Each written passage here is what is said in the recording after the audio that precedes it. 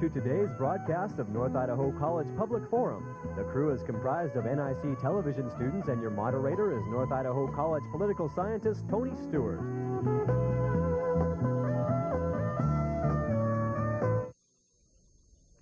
It is our opportunity to bring you the second week in a rather long series entitled Beyond Darkness, A Human Response. This is a very serious and important topic that we are bringing you. And again, I want this week to thank Jean Ann Mitchell, the chair of the North Idaho College Convocations Committee, and all the members of that committee for making these guests available to us. At North Idaho College, there is a convocation series, and while they're here on campus, that committee is sharing the guests with us. Today, our guest is Matt V. Finkel, who was born in 1948 in Moscow, USSR. As many of you know, he came to the United States on September the 5th, 1987, after a 10-year struggle to leave the Soviet Union to join his wife in Spokane, Washington, Susan Graham, and their daughter, Emily, who had left the Soviet Union prior to our guest being able to leave. Since coming to Spokane, our guest has been known for lecturing across the Northwest. He is also a writer and a consultant on the subject of Soviet-related topics. Before leaving the Soviet Union for 4 years, he worked with CBS News Bureau in a capacity as an advisor, and after coming to this country, as I've indicated, he is making his views known across the Northwest. I would also bring to your attention the fact that he is doing writing in areas, and one of his publications that's just out is entitled My First Year in the Centennial State, that is the state of Washington, His Memories of Moscow, and this is available by consulting with us, or also local bookstores, I'm sure, would have that. Mr. Finkel, it's a pleasure to have you on our program, and we look forward to discussing your experience in both the Soviet Union and the United States. Thank you. And I'm very happy to welcome to the panel two regular members of the panel.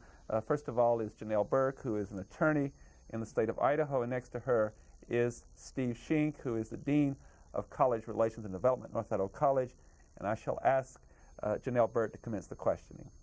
Well, Mr. Finkel, for our viewing audience, let's set the stage a bit and tell us, how did you become interested in coming to the United States? And I'm sure you met your wife, and as I understand it, you were married in Russia, and then you came to this country. So can you tell us a bit about how you became interested in coming here? Back in Soviet Union, my family and I was very loyal to Soviet government, as most Soviet people. And I was an engineer. It's against nothing special. What was special that my mom 12 years ago met this girl from Spokane in the street, so you have to understand it's impossible to meet American every day in Soviet Union. So she met this girl, and my mom, very nice person, and she invited her to our apartment because it was terrible rain, and this girl, she was wet, and she gave her my jeans. And after I returned from my office, I found this girl in my jeans. This is how I met my future wife. And also this girl, she bribed my father with Polaroid camera. So you can see the Soviet society very corrupted. And so you became acquainted, and eventually you decided to get married. So this girl, she left to United States, and she sent me a couple books about United States. You have to understand that it's practically impossible to find any information about United States. And after I found the information about Washington and Idaho, I decided it's a very nice country. But still, I didn't have in mind to go to United States. After I married this girl, I was fired from my job. And KGB started interviewing me and push me and everything. Now I have to thank KGB. They pushed me to the right direction. But anyway, in Soviet Union, if you're unemployed, and I was unemployed, you can go to jail. So I had to find a job, and I found a job with second economy, underground economy. I made a lot of money tax-free, but it was illegal. So if I would cut, I would go to Siberia. So, but it didn't help to solve my problem to go to United States. Finally, I organized human rights group in Soviet Union, Divided Spouses Coalition, and with help of President Reagan, Congressman Thomas Foley, and Jackson, but after Senator Jackson from Washington State, who died, finally I made my way. And by this time, your wife had returned to the United States. Is that correct? And, yes, and she was helping you. Yeah, the first she was expelled from Soviet Union one time. And the second, with help of Senator Jackson, she returned to Soviet Union. And after she became pregnant, and it was 2 days after Chernobyl, so we remember about Chernobyl very well. And so she returned to the United States. She gave birth to our baby. And I made a terrible mistake. I invited my wife with baby to Soviet Union. And after my baby came to Soviet Union, the Soviet government claimed that she was Soviet citizen, and they didn't want to give you permission to go back to United States. So it was terrible, terrible time for me, but now I can understand if you want something, you have to push hard and never give up. And so you came to this country. And what were your first impressions when you came to this country? Was it what you had hoped it might be? And also, what were some of the things that were unusual that struck you right off? But I hope you will not laugh. After I came to the country, before I left Soviet Union, I changed some money. I had the permission to change 90 rubles. And the first what I bought a little hammer. And I put it in my pocket. Because in Soviet Union, everybody believed that in the United States, it's only crazy people with machine guns all around. So I decided, God, I have to defend my family. But finally, I found it was a kind of joke, and so.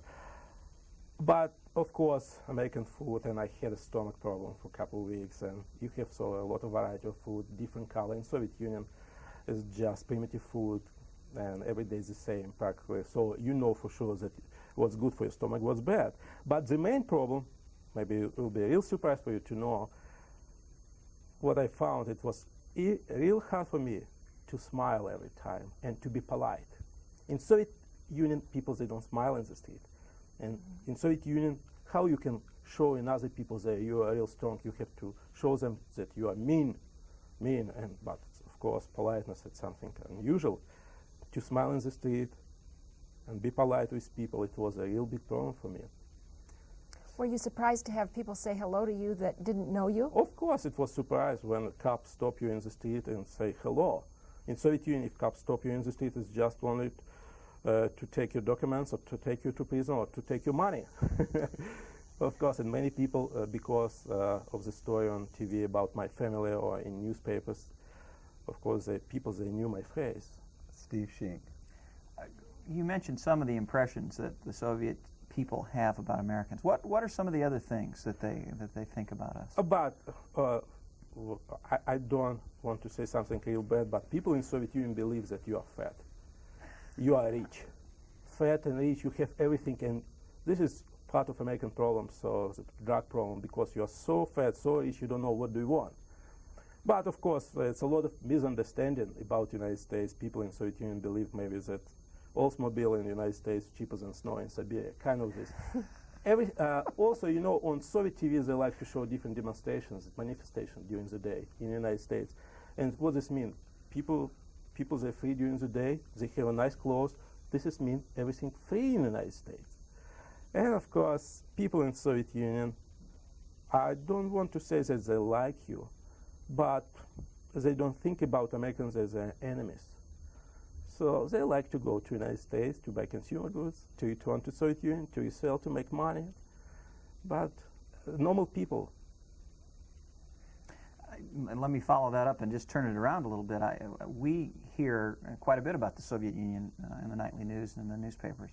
Mainly, though, it's about the government, or it might involve some natural catastrophe, like the earthquakes or a man-made disaster like Chernobyl. We don't know much about the average Soviet citizen either. What have you found to be some of the misconceptions that Americans have about the people in the Soviet Union?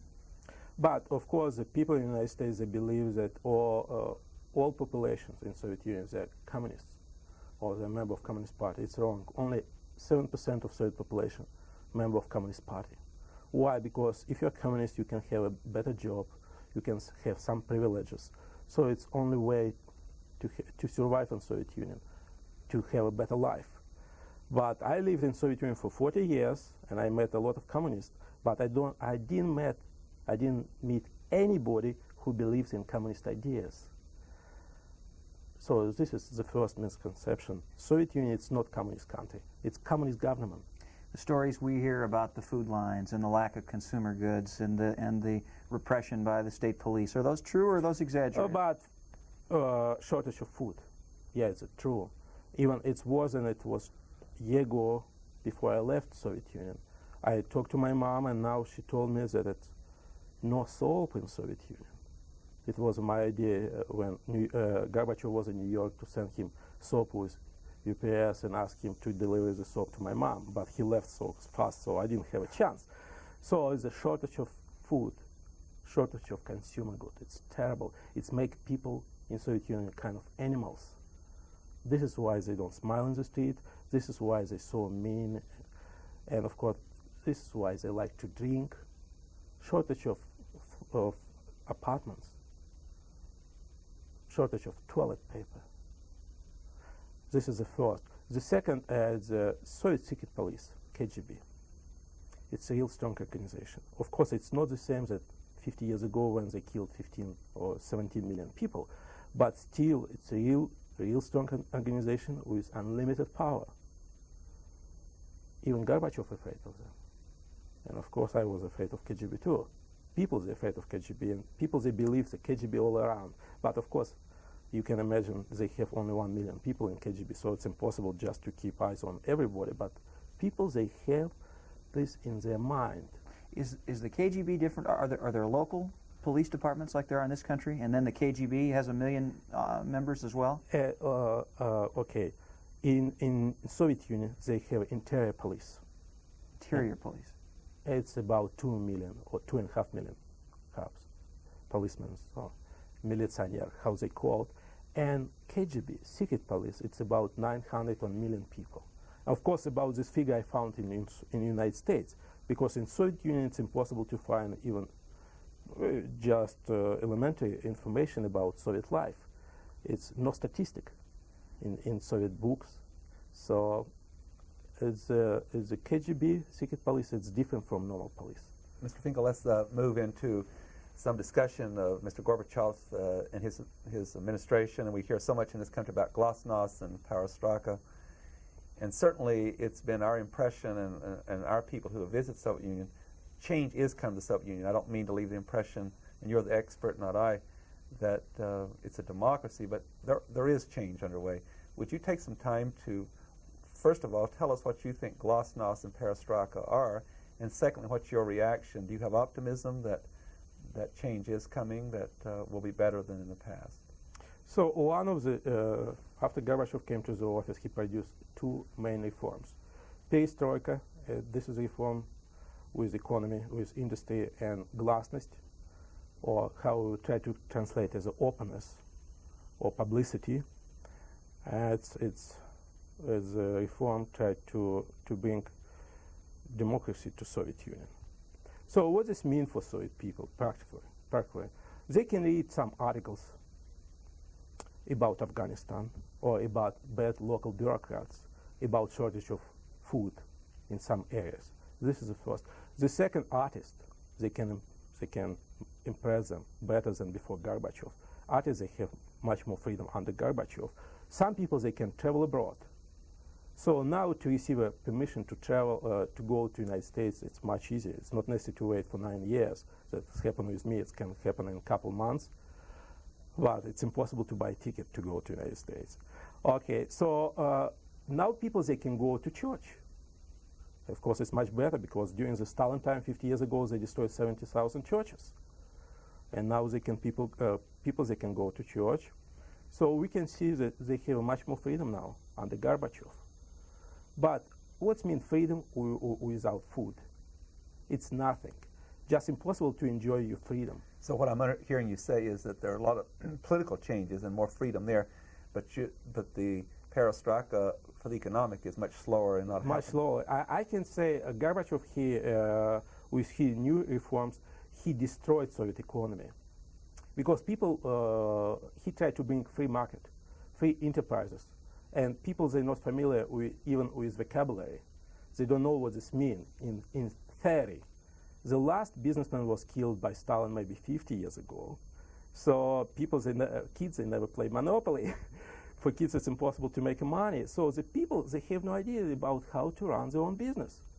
And so finally what's happened, new good reforms is good in general, and they destroyed Soviet economy. So the situation in Soviet Union is worse than it was before Gorbachev.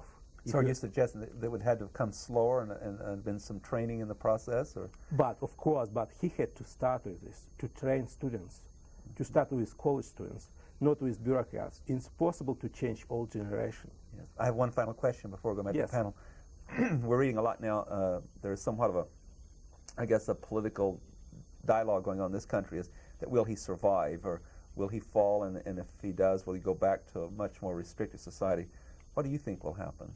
But my personal opinion is that he will not survive this year. He's facing a lot of problems. It's economical problem or problem with agriculture. It's nothing new for Soviet society.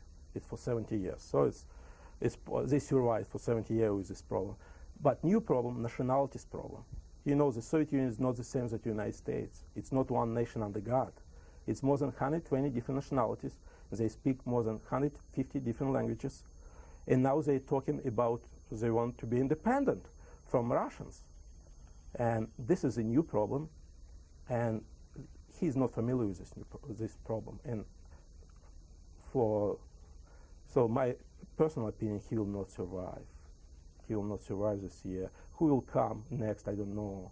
They have I can describe this process in Soviet Union as the beginning of civil war. People, they killed each other in the street. Of course, they're lucky it's impossible to buy machine gun in Soviet Union, so they have to use some primitive weapons, or they use big trucks. So with trucks, you can kill 10, 20 people without problem, too. Thank you. Janelle Berg. I'd like to ask some questions about life in the Soviet Union in general. First of all, with regard to the family, and maybe we could just keep these kind of short answers, and I'll get in a lot of information. Good. What about family life in the Soviet Union? How are families? Are they nucleuses? Yeah. So before to start with family, I want to start with you. You mentioned that you are a lawyer. Yes. So it's practically impossible to find a woman lawyer in Soviet Union. They are lucky because they don't have so many lawyers that in the United States. For example, in Moscow, where a population about 9 million people, they have only 1,000 lawyers. Gorbachev, he is a lawyer. So the reason, because he is a lawyer, I don't believe him. So, but of course, the Soviet family, it's the main Russian institution. And it's only institutions that survived from old Russia. And ties between relatives, it's very strong. Soviet parents tried to support their kids till the kids became 50 years old.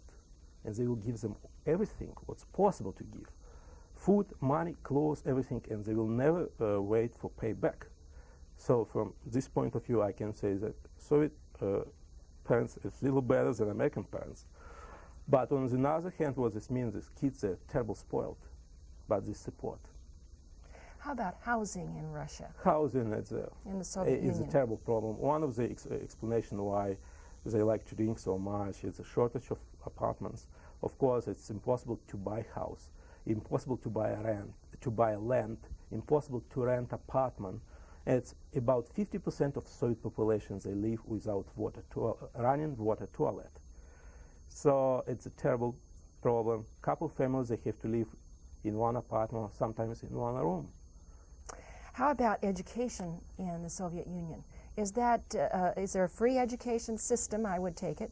And how are students determined where they're going to go to school and what levels? Yes, education is free in Soviet Union, but we know in the United States nothing free. For everything you have to pay. So because it's free, they don't have enough money, and kids, they have to go to public school. And it's the poor public schools as compared with American schools, even with your high school in Coeur d'Alene, they're overcrowded. It will be the best school maybe in Soviet Union. So the real poor schools in Soviet Union, teachers, they're making about $150 per month, so they're not interested to teach kids. Strict discipline in Soviet schools. How is it determined what you're going to become? You said you were an engineer. Was it determined rather early that you had an aptitude for math and for engineering skills, and then you were directed in that? Did you have any ability to determine your own future whatsoever? As for boys, it's not necessary to think what to do, because when they're 18 years old, they have to go to military service for a couple of years. And after, they can go to college. If you want to be an engineer now in Soviet society, it's no problem. Nobody wants to be an engineer. Nobody respects engineers. So what people like to do, they want to be doctors, or they want to work for food store or for hotels. And so if you want to be a manager for a food store, hotel, so you have to go to special college, and this is overcrowded. It's more than 20 people for one place. It's only one way to become a student in good college. Ask your relatives to bribe teachers. And how about medical care? Medical care is free. Medical care is free, and if you for a simple checkup, you have to stay for 3-4 hours in line. If you want to go to hospital, you have to wait for from couple months to couple years in big cities. In small cities as Spokane or Coeur d'Alene or villages, you will wait for 5 years. And again, they don't have, even in hospitals, they don't have running water toilet too. They don't have disposable needles, and you know this problem. Steve Sheen. We've painted kind of a bleak picture of life in the Soviet Union, and yet you mentioned before that not many years ago you were a loyal citizen. Yes. And I'm going to guess, like most Russians, you have an emotional bond to your country. What do you miss most about it? My mom, of course. My mom soup, borscht, beet soup, and you know, but I don't miss much, because in this process for 9 years I lost all my friends. And of course I like to invite my mom to United States. It will be very hard for her to go to United States, because it will be a real shock for her. It will be a real shock for her. And I'm afraid to go to Soviet Union, even to visit them. You know, a couple months ago, Soviet journalist came to Spokane and he interviewed me, and he told me a lot of stuff about freedom in Soviet Union under Gorbachev, and he asked me if I want to go back as a tourist, and I said, no, read my lips, I will not go back. Looking ahead in the future, and you just said that in your opinion, Gorbachev may not survive the next year. Do you ever see a time in your future when you will be able to return to the Soviet Union and even decide to move back there if you wanted to? No, I will not move back, because I like this place. I like Washington State. I like Hadeha. Because I'm a teacher, I like sometimes to take my Russian class to Soviet Union, and maybe in future to take my daughter for a couple of weeks to Soviet Union. And of course, I believe, and we have to live with hope, that finally everything will be fine in Soviet Union. They will have a freedom, and it became a real normal country. But it will not happen tomorrow. It will not happen next year. They will have a civil war. They will have a lot of problems. And finally, another guy who will be similar to Gorbachev, but much better, will come maybe in 5-10 years. And so, in general, I'm very optimistic with Soviet Union. And practically, I don't expect anything good from this country in the next 5 years. But also, we have to remember that Soviet Union is a huge market. And so, for American business, is a good perspective in Soviet Union. Under Gorbachev, they have a new regulations, so the foreign businessmen, they can establish their business in Soviet Union. But of course, they will have face a lot of problems with Soviet manpower, with Soviet bureaucrats. But who knows? Who knows? In general, I'm optimistic. In relation to what you're talking about, you mentioned very early on the program about the underground economy. We hear a lot about the black market and the people who visit from the Soviet Union, from the United States to the Soviet Union. Would you give us some impressions that you have about the underground had operates? I believe you said you were employed by that for a while. The first, so we have to understand black market and underground economy. It's a little different. Black market is a place where you can resell something. Underground economy, it's industry with factories, with little shops, and most of the people, they're working for state. But it's for state, they're working for a couple hours a day, and the rest of the time they're working for themselves. So, example, when I start to work for a repair shop, legally I made about $150 per month. Illegally I made about $1,000 per month. And I had to pay my boss about 50% of the income, and he had to pay people from City Hall, City Court, traffic police. So we have to understand this. Soviet Union is a very corrupted society. Underground economy is a good economy. People who work for underground economy, they're real smart. And this Gorbachev understood. It's impossible to fight against underground economy, impossible to send to Siberia million people. It's better to legalize underground economy, and this is what he's doing now. But it's again, what does it mean to legalize? People from underground economy, they enjoy their independence, and now they will have a deal with Soviet bureaucrats. Now they have to pay a tax, income tax, and for them it will be more than 50% sometimes. So it's not easy process. Sure. But I would assume that the fact that he is moving in the direction of Mr. Gorbachev to legalize it, he must be gaining support among a lot of the citizenry. When I was there in 1987, I was talking to a young lady who said among younger generations and among university people and so forth, he has a lot of support.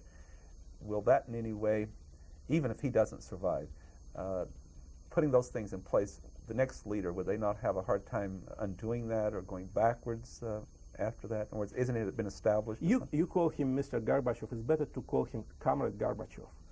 And I'm afraid if he's a Mr. Right, if he will not survive, he will try to go to the United States and we'll have one lawyer more. So it's better for him to stay in Soviet Union, okay? And we'll call him Comrade Gorbachev. So you mentioned that young lady support Gorbachev, and I agree with you. People from schools, colleges, they support Gorbachev, but they don't have a power in Soviet society. People who have a power in Soviet society, KGB people, bureaucrats, and communists, they don't support Gorbachev. Who will come next? Gorbachev mentioned a couple of weeks ago in his speech that they have two wings, a right wing and left wing. So somebody will come, and I hope that will come some guy as for example, Yeltsin, who was a personal Gorbachev friend, and who support perestroika, and for this reason, because he support perestroika too hard, he had to resign. Maybe he will come to power because people like him, Yeltsin. So you have to remember this name. But also the next successor may come from the same wing of the party, is what you're saying. Yes, but the next guy will come still from Communist Party. Yeah. They don't have pluralism, right. You know.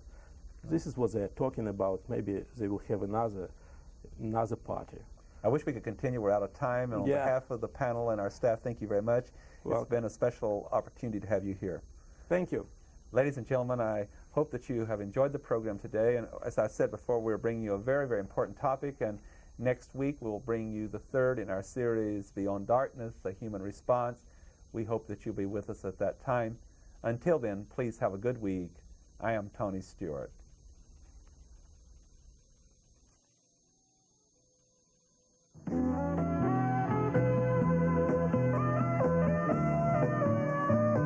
North Idaho College Public Forum can be seen at the same time each week over this station. This production was videotaped earlier by an NIC student crew for viewing at this more appropriate time.